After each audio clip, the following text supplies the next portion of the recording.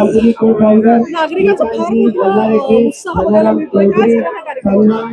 Actually माता जिजाऊ प्रतिष्ठान आणि बाकीच्या ज्या संस्था आहे आमच्या WRL यांच्या माध्यमातून हा सगळा कार्यक्रम आहे आणि दरवर्षीप्रमाणे वेगवेगळे कार्यक्रम घेतो. ह्यावेळेस मॅरेथॉन स्पर्धा घ्यावी असं वाटलं, पण निश्चित मॅरेथॉन स्पर्धा घ्यावी त्याच्यापेक्षा पर्यावरणचे आरोग्याचे असे काही संदेश द्यावेत या माध्यमातून म्हणून 3.5-4 किलोमीटरचाच एक अंतर घेतलं.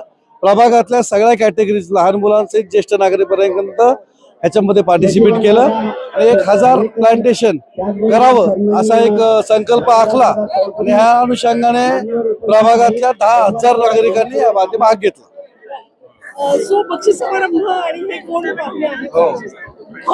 बक्षीस समारंभामध्ये एक आपण उत्तेजनार्थ म्हणतो ना, प्रोत्साहनपर त्याबद्दल सायकली वगैरे बाकीचे खूप छान छान बक्षीस आहेत. 1 to 10 प्रत्येक कॅटेगरीमध्ये 1 to 10 अशा कॅटेगरी केलेल्या आहेत. त्या प्रत्येक कॅटेगरीमध्ये आपण असं बक्षीस दिलेलं आहे.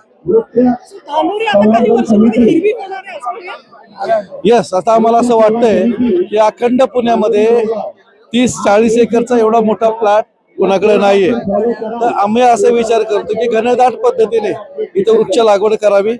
संयुक्त महानगरपालिका आणि वन विभाग यांच्या माध्यमातून इथे मग बाकीच्या सगळ्या सोयी सुविधा आणि सहल म्हणजे पर्यटन जागा असं सगळ्या चौकटीत हा प्लॉट बसावा.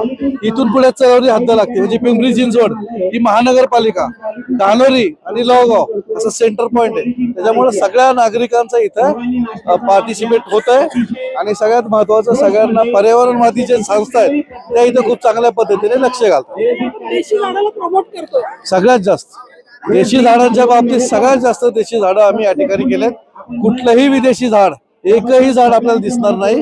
सगळे पिंपळ, वड किंवा चिंच किंवा भारतीय झाडच आपल्या या ठिकाणी आहे. नागरिकांचा मनापासून आभार व्यक्त करतो की ह्या सगळ्या चांगल्या कार्यक्रमाला फार मोठ्या प्रमाणात प्रतिसाद मिळाला आणि आपण पाहताय स्वतः खूप आमचं पूर्ण धानोरी या ठिकाणी झुंबड उलटे पूर्ण प्रभाग 1 ची लोहगाव असेल, धानोरी असेल आणि आनंद वाटतो हे सगळे पार्टिसिपेट करता येते. आणि आज सगळं ब्रेकफास्ट नाश्ता आज उपवास पण आहे, उपवास सगळी व्यवस्था आज आम्ही सगळ्या लोकांची केलेली आहे आणि इतका सगळा मोठा वर्ग पाहून खरंच आनंदच वाटतो. आरोग्यासोबत पर्यावरणाला हो, मग तेच आता तो संदेश द्यायचं काम आहे. आता बाकीच्या स्पर्धा जे मॅरेथॉन होत्यात त्या स्पर्धा 15 किलोमीटर 20 किलोमीटर, पण आम्हाला असं वाटलं की जास्त काही पळवू नये. 4-5 किलोमीटर इतकी मर्यादा लोकांची असते.